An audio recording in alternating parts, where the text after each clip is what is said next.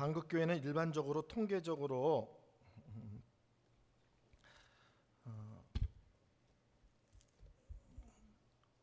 구원의 확신을 갖고 신앙생활하는 사람이 20%를 결코 넘지 않는다 그럽니다.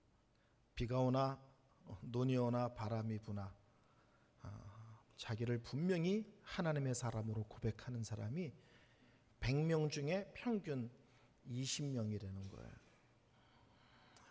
또 최근의 통계는 교회를 다니지만 예수를 안 믿는 분들이 30% 정도. 그리고 나머지 50%는 구원의 확신이 없어서 열심히 주일을 섬기거나 부흥회를 참석하거나 그러면 천국 갈 것 같고 하나님이 나를 특별히 사랑하는 것 같이 느껴지다가 삶 속에 크고 작은 문제가 생기면 신앙이 흔들리고 하나님에 대한 의심이 생기고 하는 헷갈리는 사람이 50%다 이렇게 이야기를 하고 있습니다. 성도님들 가끔 그러신 분들 계시죠. 문득 난 정말 구원받았나? 난 정말 하나님의 자녀인가? 난 정말 지금 죽어도 천국 가나? 이러는 의심이 문득 들으실 때가 있으시죠. 저도 그런 시기들을 거쳐서 믿음이 견고한 믿음의 자리로 옮겨가는 과정을 겪었습니다. 놀랍게도 우리는 신앙생활을 감정을 따라 할 때가 참 많습니다. 신앙생활에도 그렇고 또 인생을 살아가는 데도 그렇고 감정이 풍부한 것은 참 좋은 것입니다. 그렇죠? 찬양을 하는데도 맹숭맹숭하고 기도를 하는데도 맹숭맹숭하고 목사가 강대상에서 목숨을 걸고 설교를 다 하는데도 맹숭맹숭하고 그게 얼마나 슬픈 신앙이에요. 또 인생을 살면서도 그렇죠. 아름다운 데 가는데 아름다운 줄을 모르고 그것에 대한 감사와 감격이 없다면 얼마나 인생이 참 몸이 건조할까요? 부산분들 특히 남자분들은 감정 표현 잘 안 하시잖아요.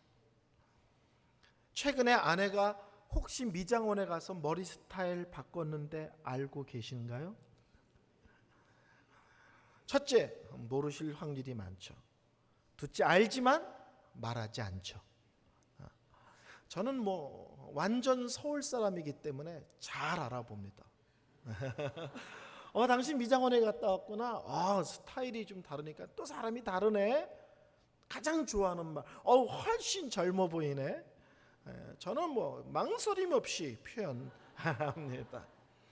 감정이 풍부하다는 것은 참 좋은 거예요. 그런데 신앙에도 그렇고 삶에서도 그렇고 사람이 감정을 의지해서 살아가는 것은 참 안정적이지 않습니다. 마치 감정을 따라 사는 것은 무엇과 같으냐면 운전을 기분 따라 하는 것과 같습니다.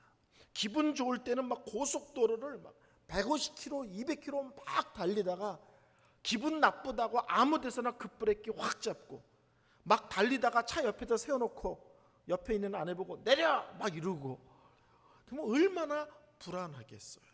그래서 감정은 참 중요한 겁니다. 그렇지만 감정이 신앙에 있어서도 그렇고 인생에 있어서도 그렇고 주도권을 잡으면 참 불안한 모습이 되어집니다. 제가 오래전에 광화문을 걸어가는데요. 전봇대에 이렇게 써져 있어요. 영국 포스터 제목인데 내가 날씨 따라 변할 사람 같소. 근데 놀랍게도 교회 안에는 날씨 따라 형편 따라 신앙이 흔들리고 변하는 사람들이 많이 있다는 사실입니다. 성도 여러분, 신앙은 끊임없이 무엇으로 돌아가는 거냐면 말씀으로 돌아가는 거예요. 내 감정에 따라 내가 처한 형편에 따라서 신앙을 헷갈려 하지 마시고 성경에서 뭐라고 말씀하고 계신가, 그게 진리고요, 그게 참이고요, 그것을 따라 신앙생활을 해야 신앙생활이 깊어지고 쉽게 흔들리지 않는 모습이 되어집니다. 첫째, 나는 구원받았는가 어떻게 알 수 있는가? 첫째는 성경은 얘기합니다. 신앙 고백으로 알 수 있다. 내가 하나님의 자녀인지 아닌지 어떻게 아느냐? 뜨끈뜨끈하면 알 수 있다. 아니요. 오늘 찬송을 하는데 오늘따라 눈물이 많이 났어. 그러면 알 수 있다. 그렇지 않아요. 성경은 첫 번째로 말하는 게 신앙 고백으로 확인할 수 있다는 거예요. 고린도전서 12장 3절에 보면 그러므로 내가 너희에게 알리노니 하나님의 영으로 말하는 자는 누구든지 예수를 저주할 자라 하지 아니하고 또 성령으로 아니하고는 누구든지 예수를 주라 할 수 없느니라. 무슨 말씀인지 아시겠죠?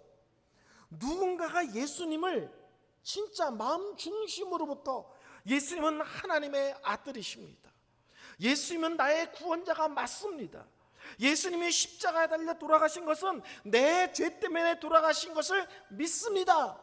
이렇게 마음 깊은 곳으로부터 진심으로 고백한다는 것은 그것은 절대 내 실력이 아니라 성령께서 역사하신 결과라는 거예요. 아멘.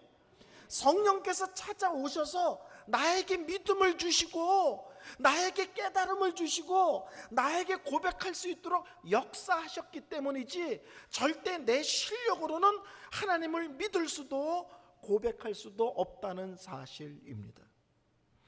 에베소서 2장 1절에 이렇게 써졌어요. 너희는 죄와 허물로 죽었다. 죽었다는 거예요. 여기서 죽었다는 것은 하나님을 향하여 영적인 것을 향하여 일체 반응할 수 있는 능력이 우리에게는 없다는 겁니다. 가끔 이런 분들 계시죠? 가족 중에 죽어도 예수 안 믿는 분들을 볼 때 좀 예수님이 좀 나타나셨으면, 예수님이 이 사람 앞에서 막 능력을 막 기적을 막 일으켰으면 꼼짝 못하고 교회 나올 텐데, 이런 생각하는 분들 계시죠? 근데 성경은 얘기합니다. 그렇지 않다는 거예요. 사람은 스스로 하나님을 믿거나 알거나 따를 수 있는 존재가 결코 아닙니다. 요한복음 5장에 보면 오병이어의 기적이 나와요. 남자 어른만 5천 명이 모였대요. 그러면 여자는요? 어린 아이들은요? 할머니 할아버지는요?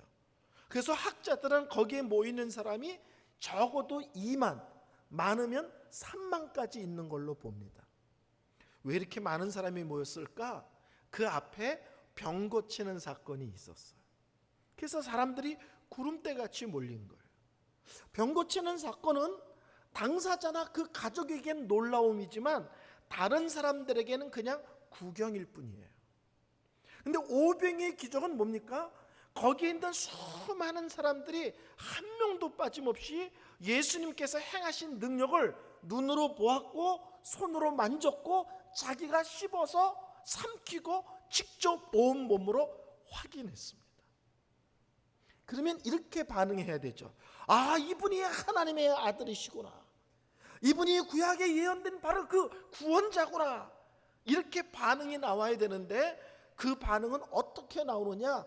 임금 삼자 이러고 반응이 나와요.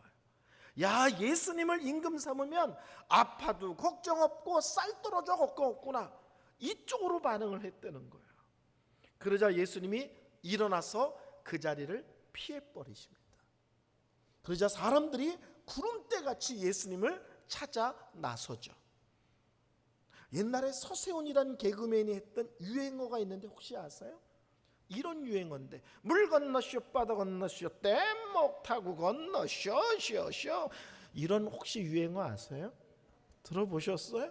예, 예수님을 찾아서 산 넘어 강 건너 계곡을 뚫고 예수님이 어디는지 막 찾아서 난리를 쳤다는 거예요. 그리고 극적으로 예수님을 만났습니다. 예수님이 칭찬하셔야 되잖아요. 너희들 열심히 대단하구나. 나에 대한 사모함이 대단하구나. 근데 예수님은 냉정하게 말씀하십니다. 너희들이 이렇게 목숨 걸고 나를 찾은 이유는 내가 누군지를 알았기 때문이 아니라 단순하게 먹고 배불렀기 때문이다. 그러나 무엇을 먹든지 다시 배고프지. 그러나 하늘에서 내려온 참떡이 있는데 이것은 영생을 주는 거야. 그러면서 자기 자신이 하늘에서 내려온 참 생명의 떡임을 설교하기 시작합니다. 자, 예수님이 설교하세요. 은혜로 왔겠죠. 예수님이 설교하세요. 쉬워서 귀에 쏙쏙 들어왔겠죠. 예수님이 설교하세요. 은혜로 왔겠죠. 그리고 얼마 전에 기적 행하는 것도 봤어요. 예수님이 앞에 계시고 기적 행하는 것도 봤고 예수님이 직접 하시는 말씀도 들었어요. 근데 사람들의 반응은 무엇이냐면 너무 어렵도다. 그 다음 말은 더 충격입니다. 예수를 떠나서 다시는 예수를 쫓지 않더라. 예수님이 자기 눈앞에 있어요. 기적을 2번이나 행하셨어요. 말씀도 들었어요. 근데 결론은 다시는 예수를 쫓지 않더라. 여러분, 우리는 우리 스스로 예수를 믿을 수 없고요, 예수를 깨달을 수 있는 존재가 아닙니다. 성령께서 찾아오셔야 돼요. 내 마음에 믿음을 주셔야 돼요. 그래야 예수님을 나의 구원자, 나의 하나님이라고 고백할 수 있습니다. 여러분, 예수를 향한 진실한 고백이 있으십니까? 예수님은 나의 구원자십니다. 예수님은 하나님의 아들이 맞습니다. 예수님은 구약에 수없이 예언된 바로 그분이십니다. 이 놀라운 믿음이 있다는 것은 성령께서 찾아오셨다는 거고, 성령께 안에서 내 안에서 믿음의 역사를 행하셨다는 뜻입니다. 나는 구원받았나 뜨끈뜨끈한 걸로 확인하는 게 아니고요, 내 입에서 진실한 믿음의 고백이 있는가, 그러면 나는 성령 안에 있는 사람이고 구원받은 증거입니다.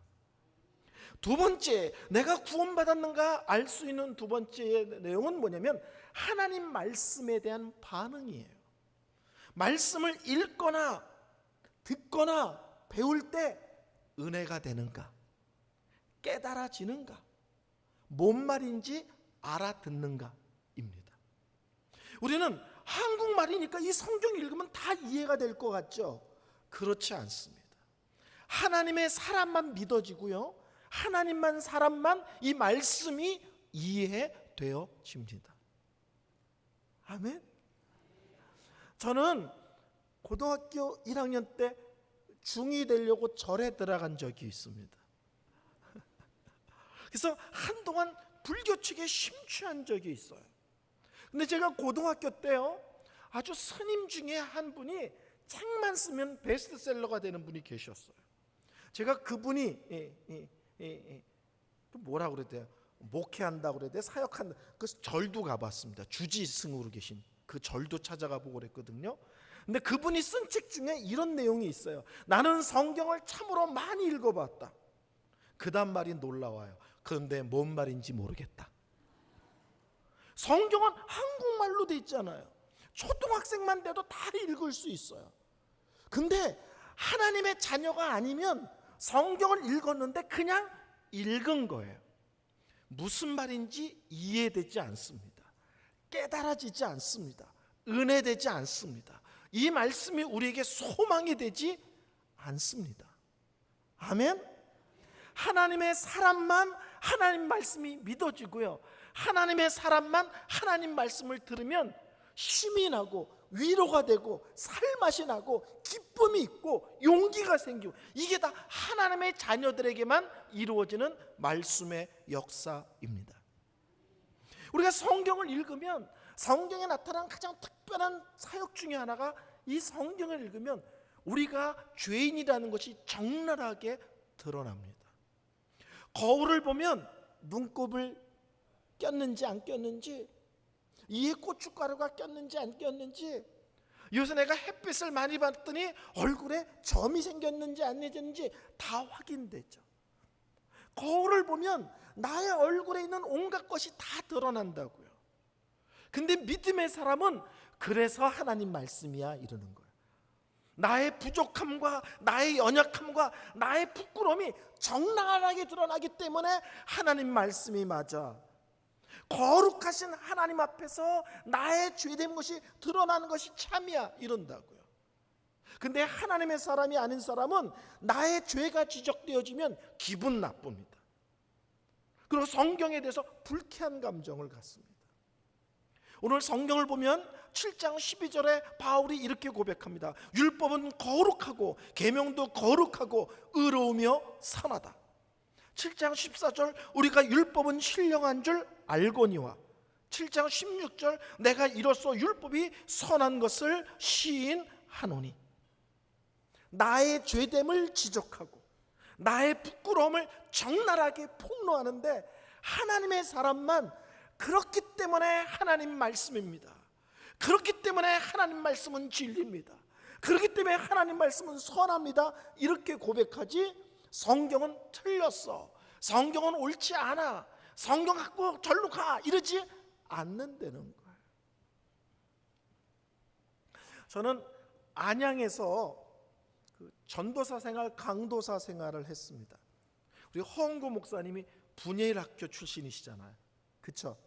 근데 제가 섬겼던 목사님이 분예일 중고등학교 1회 출신이셨어요. 제가 그 교회에서 전도사, 강도사 생활을 하는데 한 번은 청년들을 데리고 제자 훈련을 했습니다. 근데 그 여자 청년 중에 한 명이 엄마가 반무당이에요. 반무당인 거 아세요? 이런 거예요. 저녁 때 밥을 먹는데 엄마가 이래요. 우리 식구 중에 오늘 교회 갔다 온 사람이 있다. 이제 무당이면 네가 갔다 왔지? 이제 여기까지 맞추는 거야. 그러니까 반무당이라 누가 갔다 왔는지는 몰라. 근데 식구 중에 한 명이 갔다 온 거는 알아. 또 집에 성경책이 들어오면 이러는 거야. 우리 집에 성경책 들어왔다. 이렇게 해요. 근데 그 성경책이 어디 있는지는 몰라. 그래서 이 딸이 성경책을 이게 일반 책처럼 포장을 해가지고 교과서 사이에 꽂아 놓는 아이예요. 그러니까 엄마가 반무당이는데 걔가 교회 와서 제자 훈련을 받았어요. 맨 처음에 예수를 믿지 않았습니다. 근데 한 달 지나니까 얘가 제자 훈련을 하면서 예수님을 자의 구원자로 고백하고 기쁨으로 신앙생활을 하게 됐어요. 제가 걔한테 물어봤어요. 예수를 나의 구원자라고 고백한 뒤에 달라진 게 뭐니? 이렇게 물어봤어요. 그랬더니 그 아이가 이렇게 대답해요. 지난주까지는 강도사님이 일주일에 성경을 읽어오라고 그러면 그냥 국어책처럼 읽었대요. 그냥 숙제니까 읽었지 이게 뭔 말인지 알고 읽지는 않았대요. 근데 특이한 것은 예수님을 나의 구원자라고 고백하고 믿고 나서 성경을 읽는데 자기 마음속에서 자꾸 이런 말이 나온다는 거야. 맞아, 맞아, 아멘 이런 거 잘 모르는 거야 아직은요. 일주일 사이에 그전에는 뭔 말인지 모르고 읽었는데 지금은 모든 것을 깨닫는 건 아니죠. 그렇지만 성경을 읽는데 맞아, 이건 참이야, 이건 진리야. 자기 속에 자꾸 그런 얘기가 속에서 이게 답으로 나온다는 거예요. 하나님 자녀만이 하나님 말씀에 반응할 수 있습니다. 제가 이민 목회를 10년 했는데요, 처음 갔을 때 성도들이 나중에 그래요. 거의 대부분이 제가 온 뒤에 예수를 만났대요. 신앙생활을 오래 했는데도. 그 중에 저에게 약간 어머니뻘 정도 되는 분이 계셨는데 설교 시간만 되면 정말 정신없이 자요. 근데 막 몸부림치는 게, 이제 교회 예배 시간에서 자는 분이 2분 계신데 아주 자려고 결심하고 오는 분들이 계세요. 그래서 딱 오자마자 바로 자죠 이렇게. 근데 그분은 자기 깐에는 몸부림을 치는데 눈이 안 떠져요. 눈이 안 떠져요. 근데 몇 달 지나는데요, 어느 날 설교를 하는데 그분이 눈을 뜨고 입을 달싹달싹 하는 거예요. 무슨 말인지 아시죠? 아멘, 아멘. 혼자 설교를 하는데 눈을 뜨고 있을 뿐만 아니라 아멘, 아멘 이러는 거예요. 몇 달 뒤에 제가 성도님들과 함께 주일 저녁에 호수를 산책했어요. 다 제가 노을을 좋아하거든요. 그래서 성도님들에게 우리 노을 보면서 산책합시다. 그래서 다 같이 주일 저녁 때 노을을 보며 산책하는데 그 성도님이 제 옆에 저랑 같이 나란히 겪게 됐어요. 근데 그분이 이러시는 거예요. 목사님, 자기는 교회를 다닌 지 오래됐지만 목사님이 오시기 전까지 자기는 예수를 믿지 않았대요. 근데 교회를 매주 나오는데 가장 힘든 건 뭐냐면 몸부림쳐도 설교 시간에 눈이 안 떠진다는 거예요. 막 꼬집고 별짓을 해도 눈이 안 떠진다는 거예요. 근데 어느 날 예배 시간에 눈이 떠지고 예수님이 나의 구원자로 믿어지더라는 거예요. 그러면서 설교가 들어오기 시작하는데 어느 때부터인가는 설교를 들으면 어떤 마음이 막 생기냐면 집에 가서 성경 읽어봐야지. 예배가 끝나면 빨리 집에 가고 싶다는 거야. 그럼 뭐냐면 말씀이 귀에 들어오니까 너무 좋은 거예요.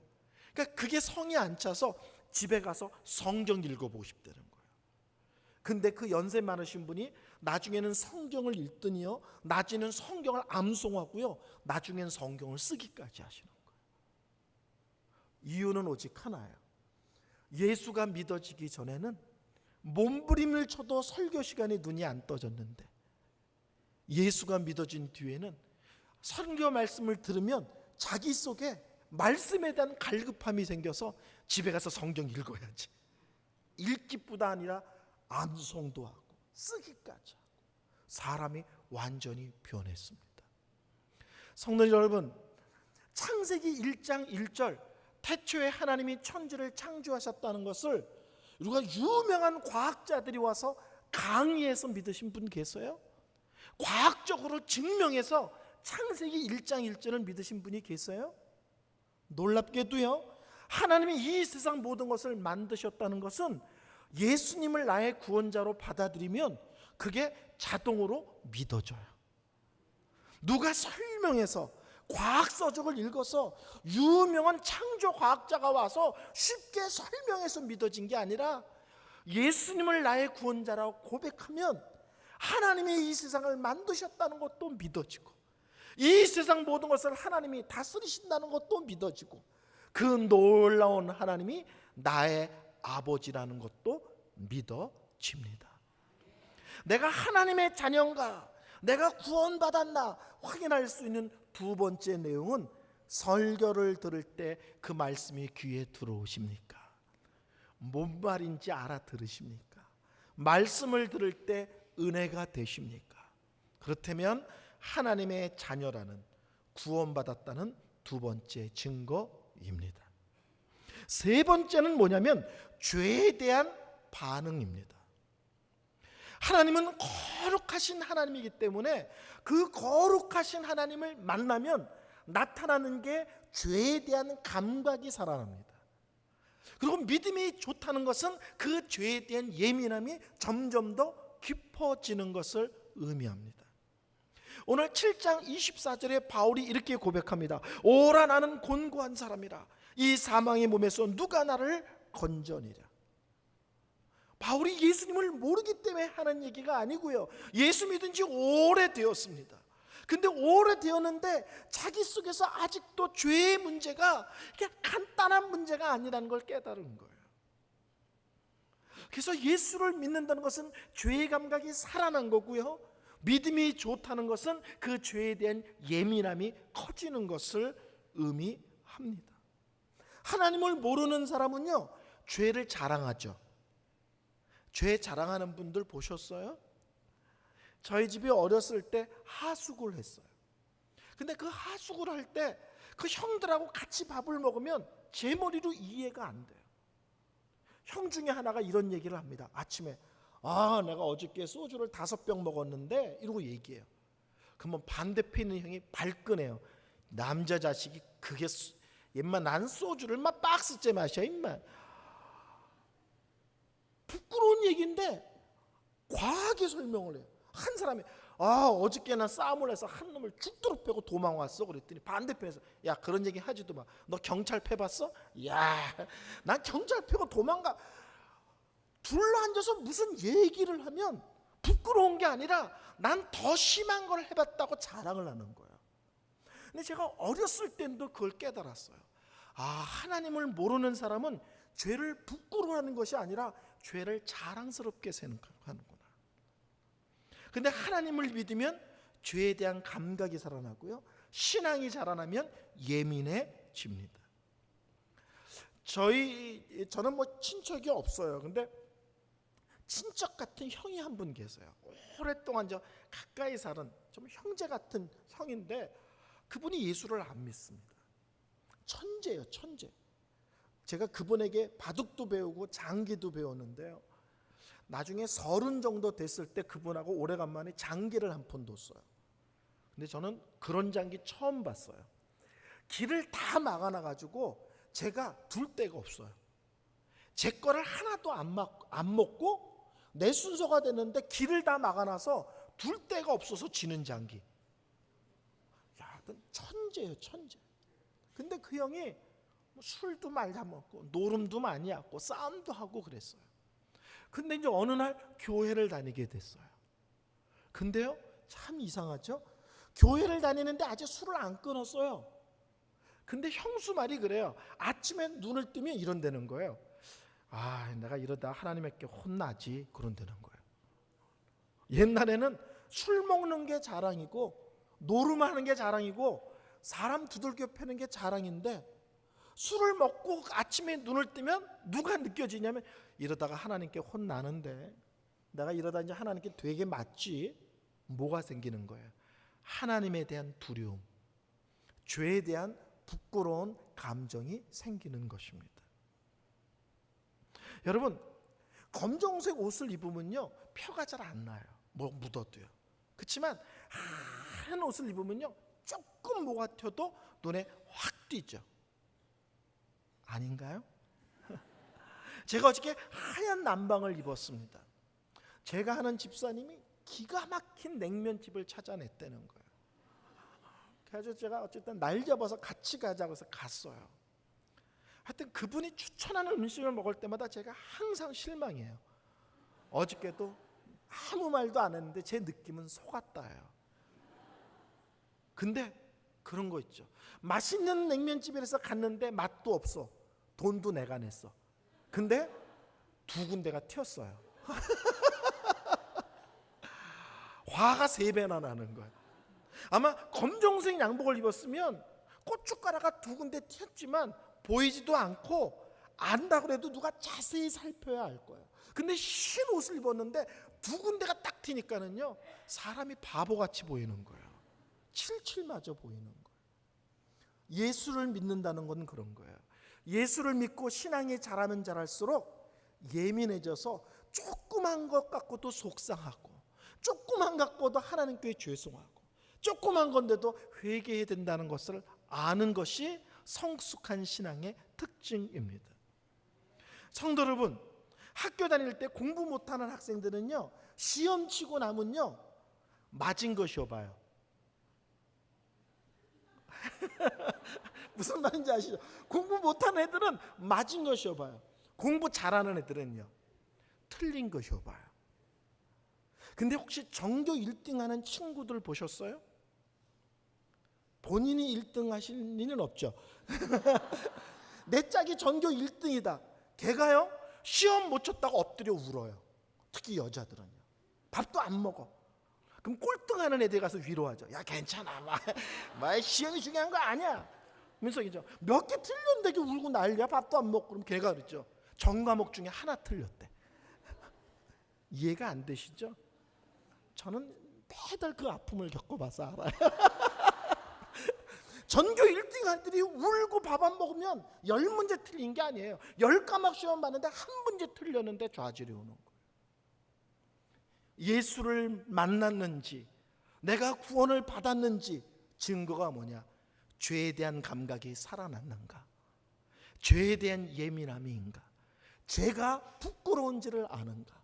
그 죄를 회개해야 된다는 것을 알고 있는가? 이 죄에 대한 감각이 있으면 하나님의 자녀라는 증거입니다. 네 번째입니다. 마지막으로 구원받은 자의 특징은, 네 번째는 언제나 답을 예수 안에서 찾습니다. 죄 문제도 그렇고요. 인생의 크고 작은 사건도 정말 하나님의 자녀는, 정말 구원받은 사람은 고민할 수 있죠. 낙심할 수 있죠. 그렇지만 끝에 가면 언제나 결론은 예수님, 결론은 하나님의 은혜로 결론을 내리는 사람이 구원받은 자의 특징입니다. 7절에서 바울은 죄에 대한 심각한 고민을 토로합니다. 근데 8장에 이렇게 얘기합니다. 7장 25절, 우리 주 예수 그리스도로 말미암아 하나님 아버지께 감사하리로다. 8장 1절입니다. 그러므로 이제 그리스도 예수 안에 있는 자는 결코 정죄함이 없나니 이는 그리스도 예수 안에 있는 생명의 성령의 법이 죄와 사망의 법에서 너를 해방하였음이니라. 하나님의 자녀이지만 역시 우리는 이 땅에 살고 있고 연약한 존재이기에 죄를 지을 수 있습니다. 또 지은 죄를 안 지으려고 몸부림쳤지만 또 지을 수도 있습니다. 그래서 부끄럽죠. 자신이 한심하게 느껴지죠. 그래서 낙심될 수 있고 하나님 앞에 죄송하죠. 그렇지만 결론은 언제나 예수로 끝납니다. 그러니까 나는 아니야 이렇게 끝나지 않고 그래서 십자가가 필요한 거야. 그래서 예수님 앞으로 나아가야 되는 거야. 그래서 예수님의 보혈이 있는 거야. 그 죄에 대한 결과가 낙심과 절망으로 끝나지 않고 그 죄에 대한 소망이 해결이 예수 안에 있다. 십자가 안에 있다. 보혈 안에 있다고 믿고 결론을 예수로, 결론을 십자가로 맺는 사람이 하나님 자녀의 특징입니다. 근데 하나님의 자녀는 죄의 문제뿐만 아니라 이 땅에서 살아가는 많은 문제 속에서 결론을 언제나 예수로 내는 사람이 하나님의 자녀들입니다. 아이들 때문에 힘들어 보셨어요? 죽어라고 말 안 듣고, 특히 사춘기 아이들, 그렇죠? 저는 요새 중이라는 말이 애들을 더 나쁘게 만든다고 생각합니다. 애들을 더 나쁘게. 중이 되면 그래도 되는 줄 알아요. 중이 되면 막 행동해도 된다. 그래서 뭐라고 하면 엄마 나 중이야 뭐 이렇게 하면 되잖아. 중이를 이길 수 있는 건 오직 하나라면서요. 예? 뭐죠 그게? 갑자기 중년 여성들이 겪는 게 뭐죠? 나 갱년기야. 그럼 빡 죽는다는 거예요. 중이를 죽일 수 있는 건 갱년기밖에 없다는 거예요.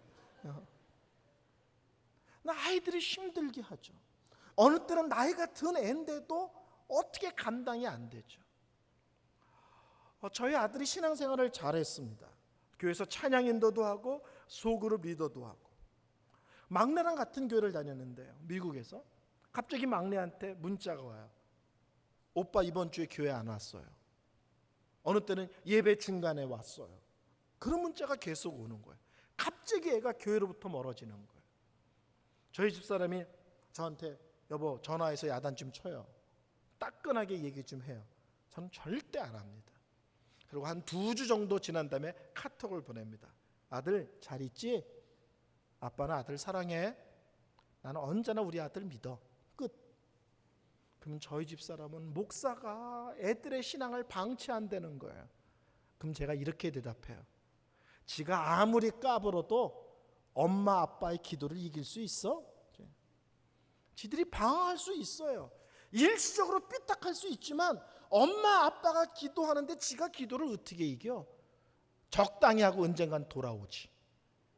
저희 집사람이 전화해서 뭐라고 그래요? 제가 그래. 지가 하나님 손에서 어딜 벗어나. 까불어야 하나님 손 안에서 까부는 거지. 지금은요 교회 재정부장이에요. 아이들이 사고 칠 때 정말 어느 때는 가정이 막 휘청휘청 하잖아요. 힘들고 어느 때는 부부간에도 막 언성이 높아지고 그런 과정을 겪을 수 있지만 믿음의 사람은 끝이 아주 간단합니다. 하나님이 걔 사랑해. 기도하기 때문에 때가 되면 하나님께서 돌이키셔. 지가 까불어야 하나님 손에서 벗어날 수 없어. 참 믿음의 사람은 크고 작은 문제가 있지만 그 끝이 언제나 하나님, 하나님의 은혜, 하나님의 능력으로 결론을 맺는 것이 참 믿음의 사람입니다. 결론 내리겠습니다. 성도 여러분, 신앙에 있어서 감정, 느낌은 참 중요합니다. 그러나 신앙의 뿌리는 거기다가 내리면 안 됩니다. 그런 것들이 있기 때문에 신앙이 풍성할 수 있지만 신앙을 감정과 느낌에 맡기면 우리는 날마다 흔들립니다. 우리의 신앙의 뿌리는 하나님이고 그리고 하나님의 말씀입니다. 우리의 구원은 성부, 성자, 성령 삼위일체 하나님께서 역사하셔서 내가 구원을 받았고 하나님의 자녀가 된 것입니다. 구원은 100% 하나님의 실력입니다. 그렇다면 내 구원은 틀림이 없고 내 구원은 변함이 없는 구원입니다. 혹시 크고 작은 일 때문에, 요새 내가 처한 상황 때문에 내 구원이 의심이 되면 여러분 성경으로 돌아가십시오. 성경에서 뭐라고 말씀하고 계신가? 하나님의 성품으로 돌아가십시오. 우리 하나님은 줬다가 뺏으시는 분이 아니십니다. 우리 하나님은 신실하시기 때문에 시작한 것은 끝을 내시는 분이십니다. 아멘. 나의 구원을 그분이 시작하셨다면 그분이 끝내실 것입니다. 그분이 나를 찾아와 나를 붙들고 이제부터는 너는 내 아들, 내 딸이라고 선언하셨다면 그 손은 절대 놓지 않으실 것입니다. 혹시 구원에 대한 의심이 생길 때 감정과 상황에 따라 판단하지 마시고 성경에서 뭐라고 말씀하시나, 그리고 우리 하나님이 어떤 분이신가에 근거하여 믿음을 견고히 세워나가시는 모습들 되시기를 바랍니다.